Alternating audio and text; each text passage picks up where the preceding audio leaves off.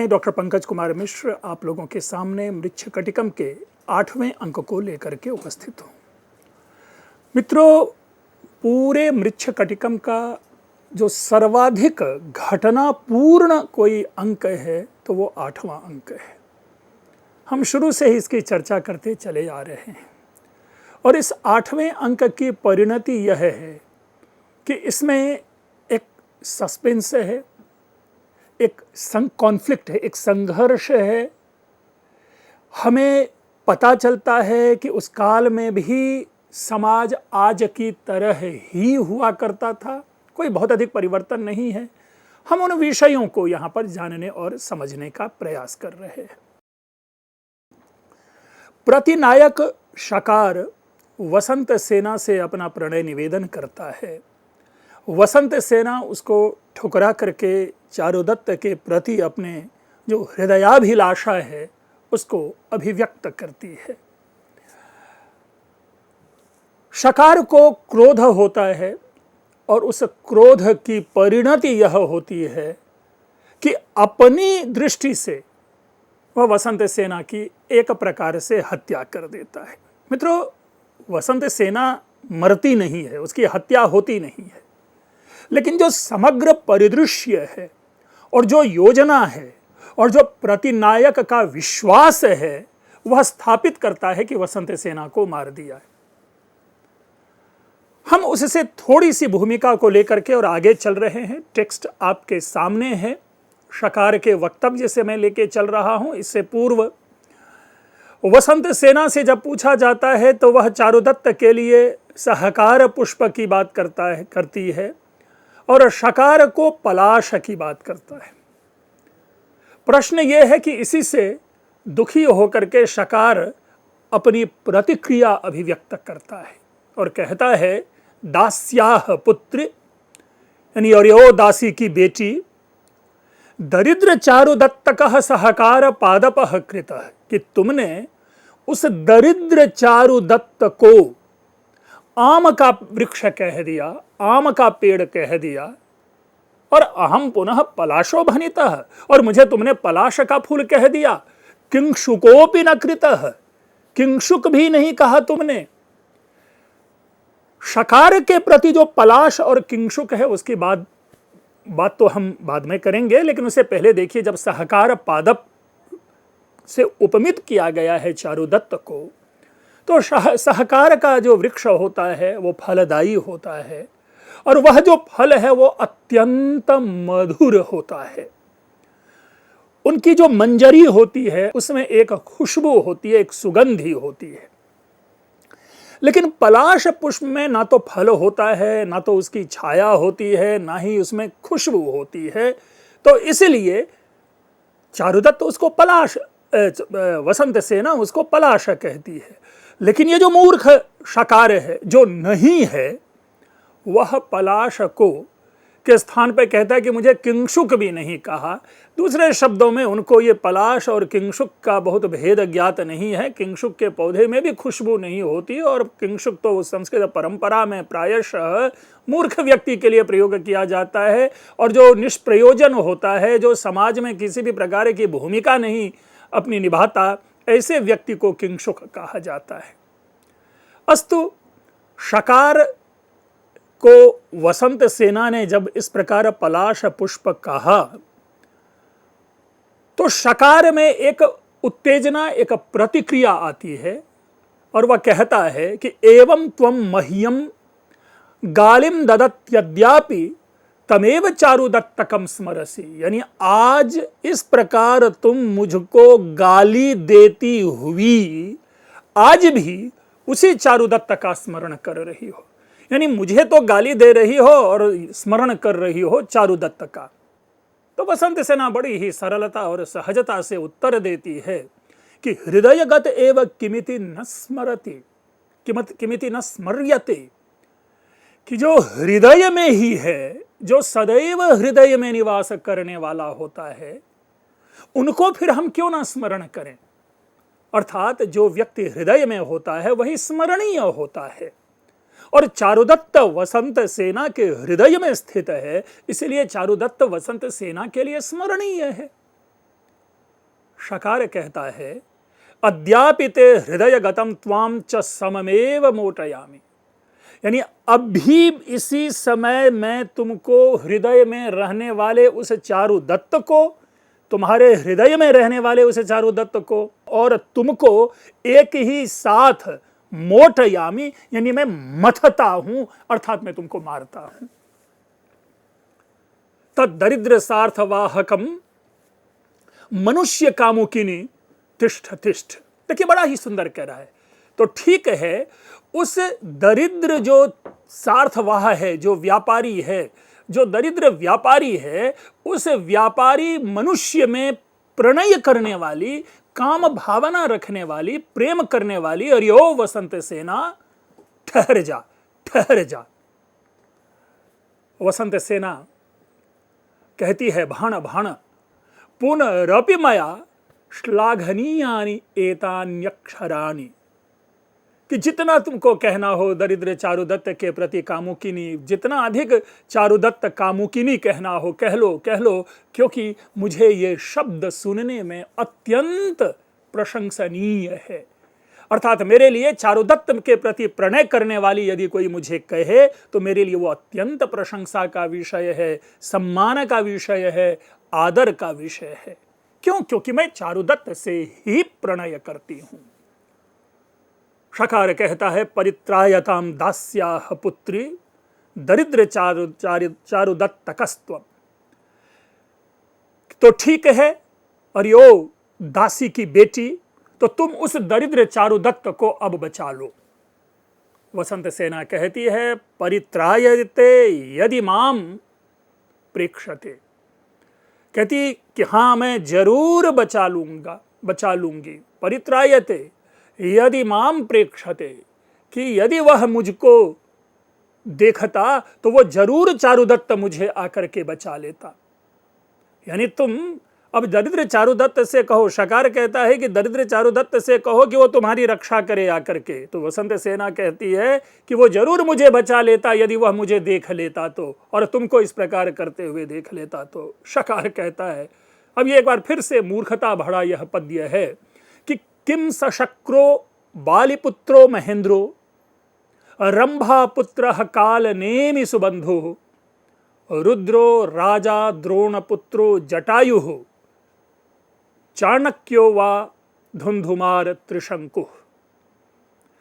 कि अच्छा ठीक है, तो क्या वह इंद्र है? अब देखिए यहां तक सही है बात कि जब वसंत सेना कहती है कि वह मुझे बचा लेता यदि उसने मुझे देख लिया होता तो शकार कहता है तो क्या वो बहुत बड़ा इंद्र है? हम लोग भी कहते हैं भाई, इस तरह की बात आम भाषा में बोलते हैं कि अपने को बड़ा 30 मार खां समझता है। तो उसी प्रकार का यह प्रयोग है कि क्या वो अपने को इंद्र समझता है? यहां तक तो बड़ा अच्छा है, लेकिन उसके बाद का सुनिए, देखिए कैसे ऊल जलूल ऊट पटांग असंबद्ध जो पौराणिक परंपरा है, लोक परंपरा है, उसके विरुद्ध ज्ञान को प्रदर्शित करते हुए कहता है कि किम स बाली पुत्रो महेंद्र, क्या वह बाली का बेटा महेंद्र है? एक तो महेंद्र शब्द शक्र का ही पर्याय है कि एक बार कह दिया जबकि वह इंद्र है तो दूसरी बार महेंद्र कहने की आवश्यकता नहीं थी, लेकिन वह कहता क्या बाली का बेटा इंद्र है? अब सारे देखिए आप, ये जो ऐतिह्य विरोध है, पौराणिक विरोध है यह, क्योंकि बाली के बेटे का नाम इंद्र है ही नहीं। हम लोग सभी जानते हैं बाली का पुत्र कौन है, पूरा रामायण आप लोग सभी जानते हैं। तो इस रूप में यह भी एक गलत है। फिर कहता है कि रंभा पुत्र कालनेमी, और क्या वो रंभा का बेटा कालनेमी है? मित्रों, हम लोग अपनी पौराणिक परंपरा में रंभा के किसी इस विशिष्ट या प्रसिद्ध पुत्र को लेकर के चर्चा नहीं करते, और दूसरी ओर कालनेमी तो राक्षस है, वो रंभा का बेटा है ही नहीं। और फिर कहता है कि सुबंधु, तो क्या वो सुबंधु है? अब यहां पर एक प्रश्न उत्पन्न होता है कि इस शब्द प्रयोग के दो अर्थ हैं। चूंकि सुबंधु यहां पर व्यक्तिवाचक संज्ञा है, एक व्यक्ति विशेष का नाम है, तो दो अर्थ इसके हम ले सकते हैं। या तो जो वासवदत्ता के प्रणेता रचयिता सुबंधु हैं, जिसके विषय में हम लोग सुनते चले आए हैं कि प्रत्यक्षर श्लेषमय जिसके लिए हम चर्चा करते हैं, एक तो वो सुबंधु बन सकता है, या कदाचित कदापि कोई उस काल का प्रसिद्ध पुरुष रहा होगा या पूर्ववर्ती राजा रहा होगा। जो दूसरी संभावना है वह न्यून है, लेकिन जो प्रथम संभावना है कि यह कवि सुबंधु है, तो एक और बात स्थापित होती है कि मृच्छकटिकम की रचना वासवदत्ता नामक ग्रंथ के बाद हुई है, क्योंकि वासवदत्ता के जो रचयिता सुबंधु है, उस सुबंधु का उद्धरण यहां पर मृच्छकटिकमकार देते हैं अपने इस 8वें अंक में। तो अर्थात इनके जो रचयिता हैं या मृच्छकटिकम की जो रचना है वो सुबंधु के बाद हुई है। और अगर सुबंधु को हम अदरवाइज अगर हम उद्योतकर से पहले लेते हैं तो ये भी मेरे ख्याल से चौथी पांचवीं या तीसरी, इस चौथी पांचवीं शताब्दी के आसपास के ये ठहरते हैं, और उस दृष्टि से चौथी पांचवीं शताब्दी के बाद का यह मृच्छकटिकम नामक ग्रंथ है। तो इस प्रकार से हम मृच्छकटिकम के इतिहास को भी समझने की कोशिश करते हैं। अस्तु, फिर कहता है रुद्रो राजा। क्या वो राजा रुद्र है? हम लोग सभी जानते हैं रुद्र जो है वो वैदिक देवता है, तो इसलिए यहां पर भी वो राजा रुद्र कहने की आवश्यकता नहीं है। या द्रोण पुत्रो जटायु, या तुम्हारा जो चारुदत्त है वो द्रोण का बेटा जटायु है। अब देखिए, द्रोणाचार्य ठहरे महाभारत के चरित्र और जटायु ठहरा रामायण का चरित्र, और द्रोण पुरुष है, मानव है, जटायु पक्षी है। तो इस प्रकार से ये उल जलूल संबंध बना करके चारुदत्त के प्रति कहता है कि क्या वो द्रोण का बेटा जटायु है या चाणक्य है। अब लीजिए, फिर चलो चाणक्य वाली भी बातें अच्छी लगती है कि क्या तुम्हारा जो चारुदत्त है वो इंद्र है या चाणक्य है, इतनी बात तो समझ में आती है, ये अच्छी उपमा हो सकती है, ये अच्छा एक पैरेलल बन सकता है। फिर आगे कहता है कि क्या धुंधुमार है। अब धुंधुमार एक राक्षस का नाम है, और अंत में कहता है कि क्या वह त्रिशंकु है। और त्रिशंकु भी एक पौराणिक चरित्र है जिसके विषय में हम लोग सभी जानते हैं कि जिसने दुस्साहस किया था स्वर्ग पर आक्रमण का, जिसको कि बाद में अगस्त्य मुनि ने कहा, और वो त्रिशंकु की तरह जो एक मुहावरा चल पड़ा कि वो त्रिशंकु की तरह मध्य ही अटका होना।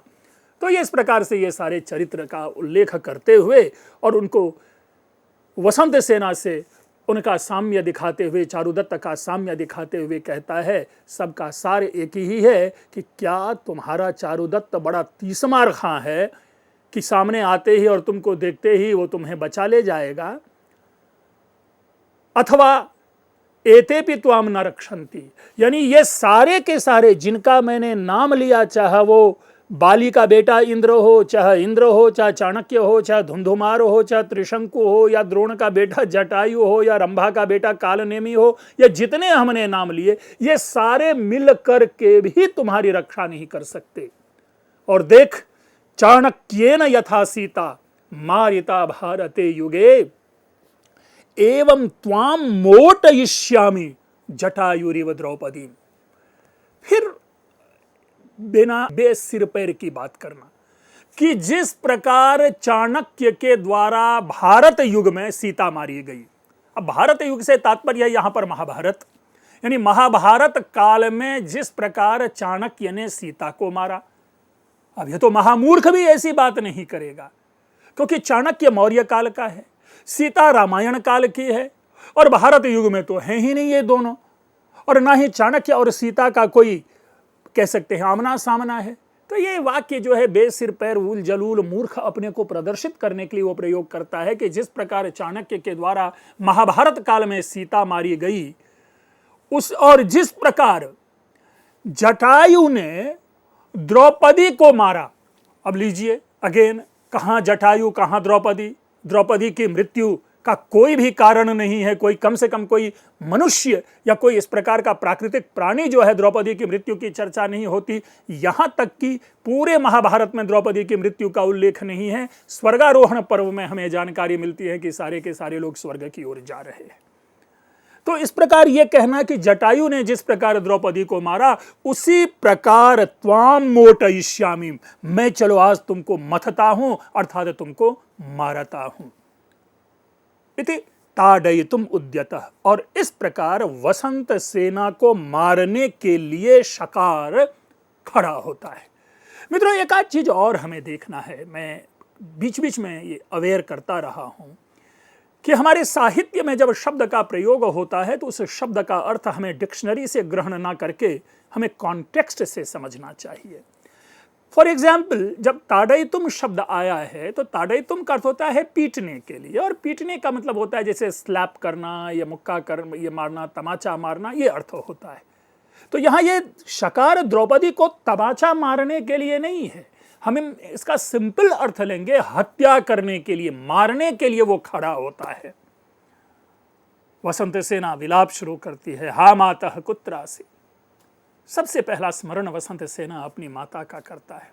और मित्रों, ये भारतीय परंपरा है कि जब व्यक्ति अत्यंत मौत के पास हो, निकट होता है, तो भी जिस किसी एक का उनके मुंह से शब्द निकलता है वो उनकी मां होती है।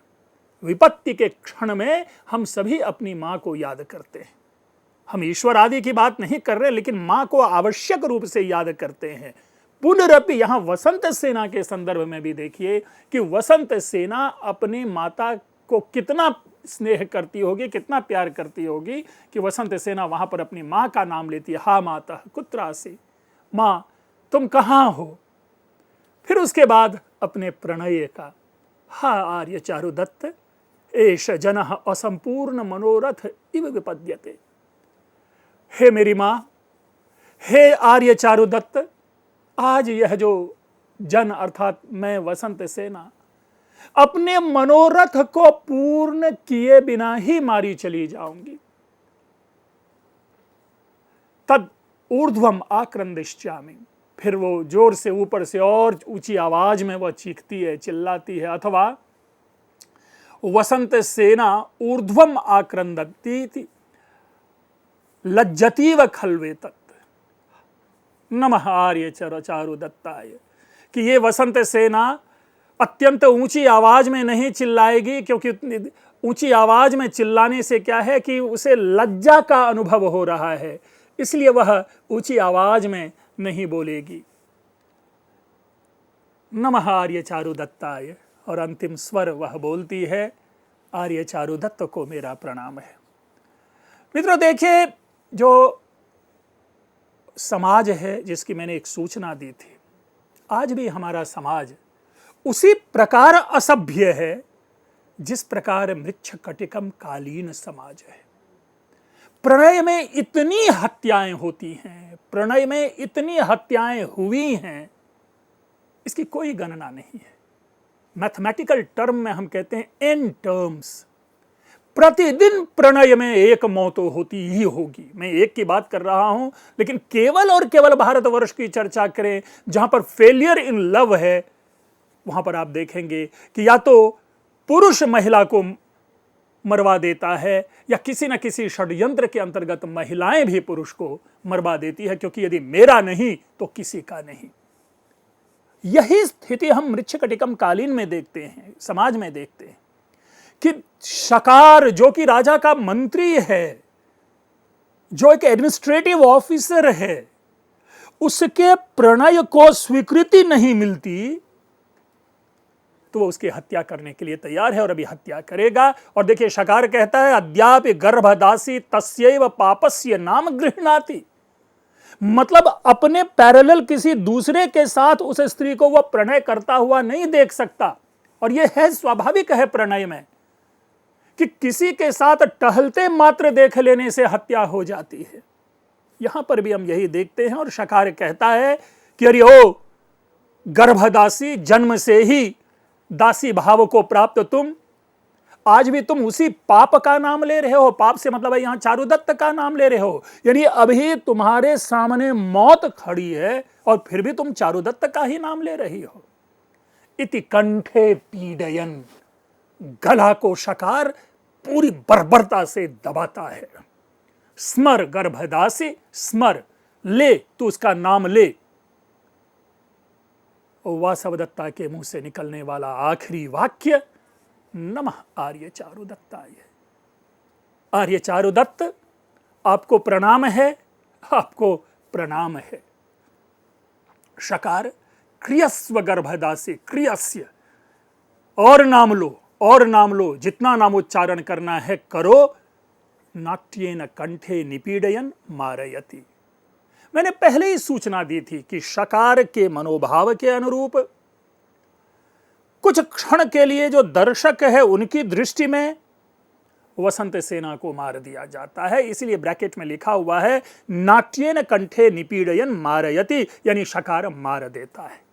लेकिन लोगों की मानसिकता को पॉजिटिव बनाए रखने के लिए, एक पॉजिटिविटी, एक उम्मीद, एक आशा की एक किरण बनाए रखने के लिए ब्रैकेट में एक निर्देश है कि वसंत सेना मूर्छिता निश्चेष्टा पतति, अर्थात वसंत सेना बेहोश होकर के शरीर में किसी भी प्रकार के हिलडुल के बिना वह गिर पड़ती है।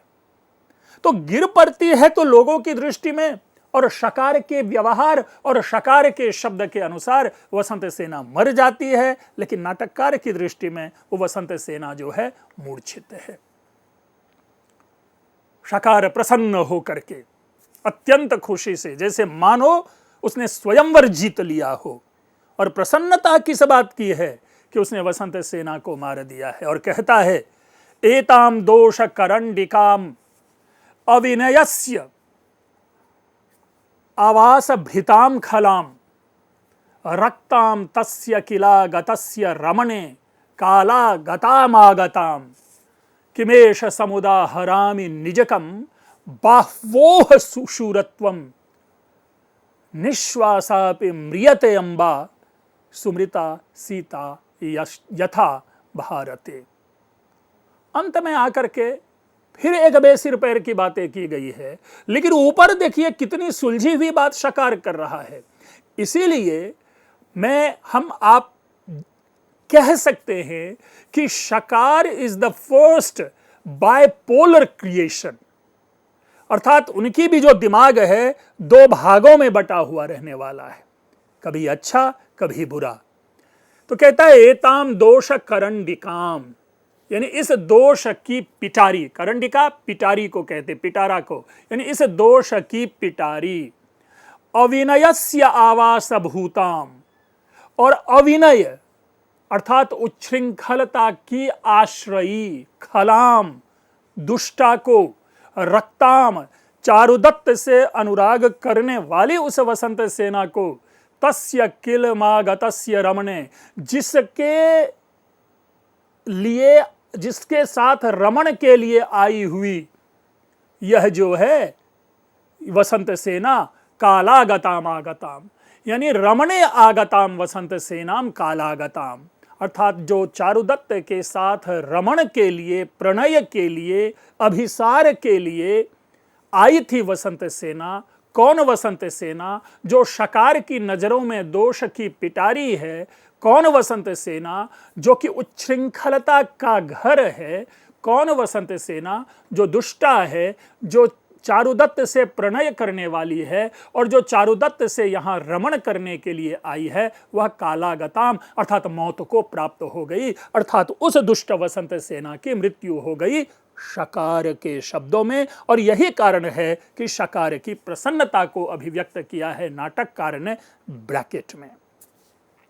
किमेश समुदाहरामि, अब मैं इसे क्या कहूं? देखिए ये प्रसन्नता शकार का देखिए कि मैं इसे क्या कहूं। निजकम बाह्वोह शूरत्वम, क्या मैं अपनी दोनों भुजाओं की शूरता, वीरता, मैं कहूं क्या इसे कि मैंने वसंत सेना को मार दिया। मित्रों देखिए, हमारा समाज पुरुष की कभी प्रशंसा नहीं करता। हमारा समाज पुरुष को सदैव कायर मानता है। किस पुरुष को? जो पुरुष अपना बल, अपना पौरुष, अपनी वीरता, अपना पराक्रम नारी के ऊपर दिखाता है। तो इसलिए यदि शकार प्रसन्नता पूर्वक कहता है कि मैं इसे क्या कहूं, अपनी वीरता कहूं, तो मानो वह शकार अपनी कायरता की व्याख्या कर रहा होता है। निश्चयापि म्रियते अम्बा सुमृता यथा सीता यथा भारते। मैंने पहले भी आप लोगों के सामने कहा कि यह बेसिर पैर की बात है कि अम्बा म्रियते, मां निश्वासापि अम्बा म्रियते, मतलब अब ये कोई बहुत बड़ी ये नहीं, अम्बा यानी मां मर रही है। ठीक उसी प्रकार जिस प्रकार की भारत युग में जो सीता थी वह मारी गई थी। उल जलूल की बात है, कुछ है नहीं, लेकिन पहले की जो 3 लाइन है बड़ा परफेक्ट लाइन है और किसी भी दुष्ट का चिंतन इसी प्रकार से अभिव्यक्त हो सकता है और वो पूरी तरह से स्वस्थ मानसिकता में अपनी बात को प्रकट करता है। लेकिन दूसरे ही क्षण आखिरी पंक्ति में फिर इधर उधर की बात कर बैठता है। सर्वथा देवता स्वस्ति करिष्यन्ति, भाई देवता सदैव तुम्हारा कल्याण करे। ये अचानक से विट का स्टेटमेंट आ रहा है ना। और विट जो है वो इधर ये घटना घट गई और हम सभी जानते हैं कि विट को भगा दिया था पुष्पकरंडक उद्यान से जब वसंत सेना के साथ था। इसी तरह से चेट को मारपीट कर भगा दिया था। तो यहां देखिए कहता है सर्वथा देवता स्वस्ति करिष्यन्ति। विट कहता है कि चलो अब वहां चलते हैं, ऐसा ऐसा हो गया होगा और देवता हम सब लोगों का अच्छी प्रकार से कल्याण ही करेंगे। विट शकारम उपसृत्य वो शकार के पास जाता है और कहता है कानेली मातः एवं मया अनुनीतः स्थावरकश्चेटः। और यो कानेली का बेटा, वेश्या का बेटा, मैंने अच्छी तरह से उस स्थावरक चेट का अनुनय विनय कर लिया है, उसको मना लिया है और लो ये स्थावरक चेट भी आ गया है। तो अब ठीक है, सारी बातें हो गई। मित्रों, हम अपनी इन बातों को आगे भी अपनी व्याख्या में प्रस्तुत करेंगे, लेंगे। आप लोगों ने ध्यानपूर्वक सुना, आप लोगों का बहुत बहुत धन्यवाद।